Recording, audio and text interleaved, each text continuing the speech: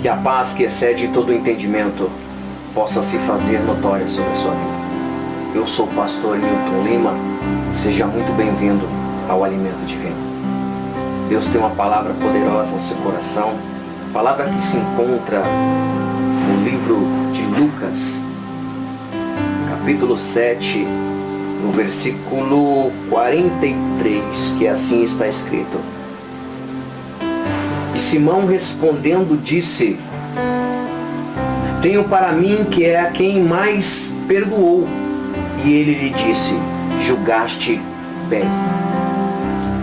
Senhor Jesus, meu Deus e meu Pai, Senhor, meu Deus amado, uma vez mais eu me coloco diante da Tua presença, Senhor, para a glória do Seu nome.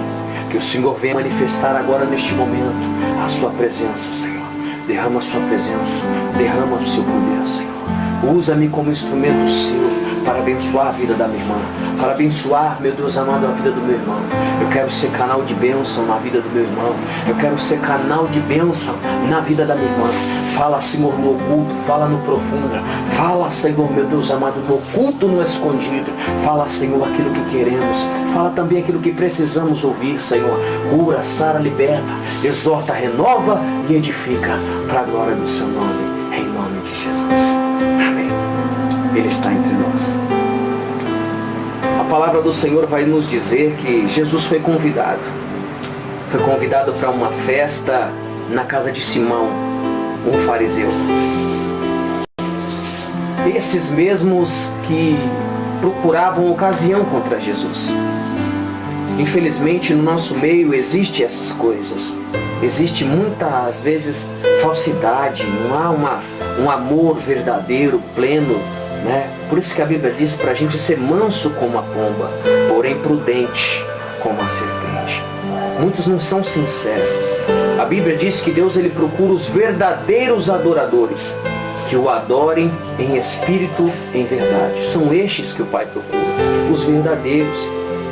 Então não podemos ser pessoas não verdadeiras, porque o que não é verdadeiro, ele é falso. Deus ele procura o verdadeiro. E ali Simão não estava em sinceridade, não estava sendo verdadeiro com Jesus.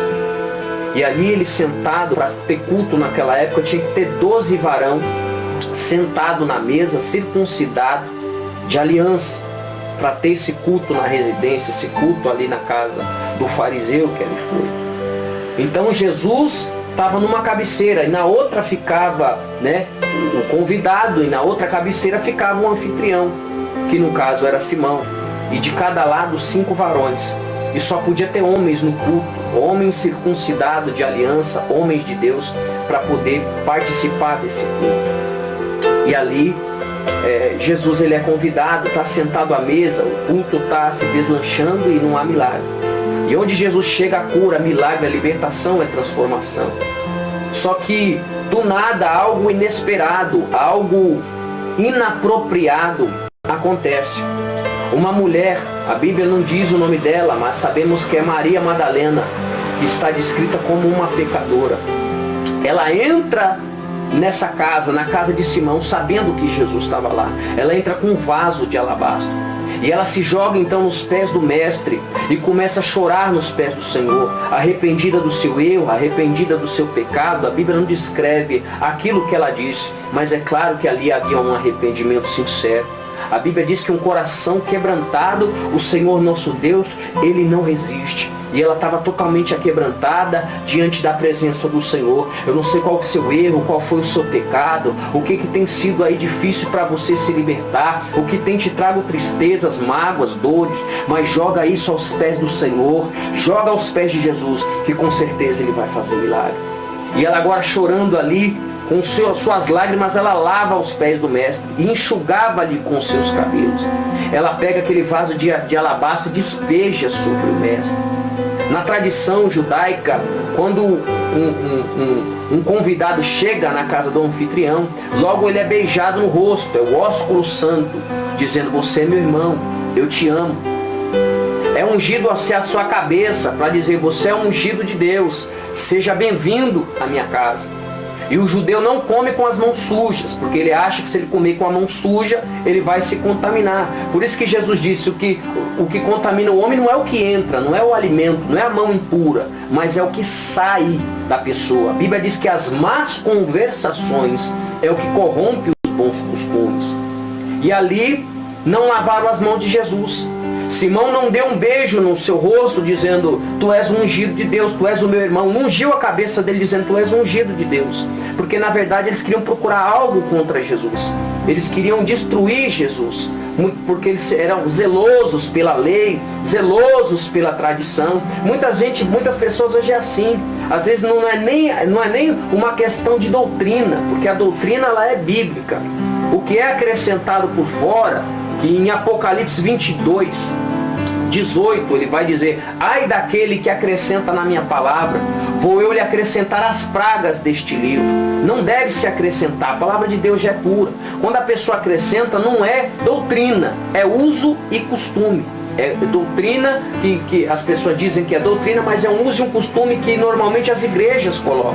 E normalmente todas as igrejas, todas elas sem exceção, tem a sua heresia e tem o seu uso e costume, coisa que a Bíblia abomina, ela condena esse tipo de coisa. Só que não é o que vamos falar aqui agora. Nós vamos falar sobre a questão do julgar. Do julgar. As pessoas dizem assim, não posso julgar, você não pode julgar. Como assim, irmão? Como é que não podemos? Será que não podemos? Abra sua Bíblia aí em Coríntios, em 1 Coríntios, capítulo 6, do versículo 2 em diante, é o que Paulo está dizendo. Não sabeis vós que os santos hão de julgar o mundo? Ora, se o mundo deve ser julgado por vós, sois porventura indignos de julgar as coisas mínimas? Não sabeis vós que havemos de julgar os anjos? Quanto mais as coisas pertencentes a esta vida. Olha aí. Claro que podemos e devemos julgar. Só não devemos julgar mal, como Simão. Simão julgou mal.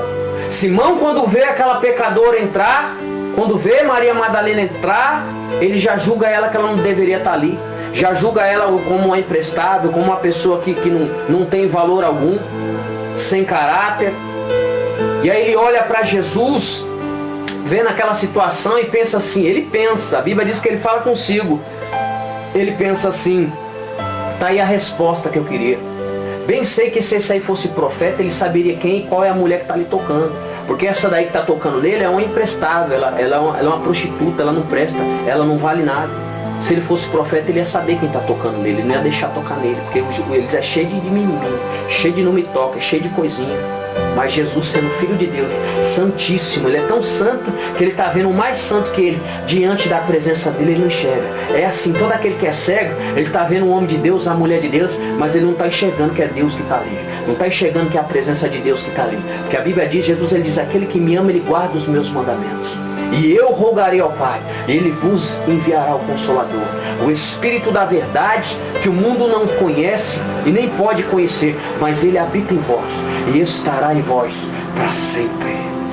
Aquele que tem os meus mandamentos e os guarda, esse é o que me ama. E se alguém me amar, será amado de meu Pai, e eu também o amarei e me manifestarei.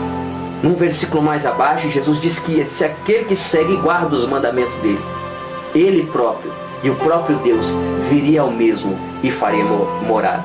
Isso está no Evangelho segundo escreveu João, capítulo 14. Você medite lá e você vai entender um pouco mais da palavra desse Deus poderoso.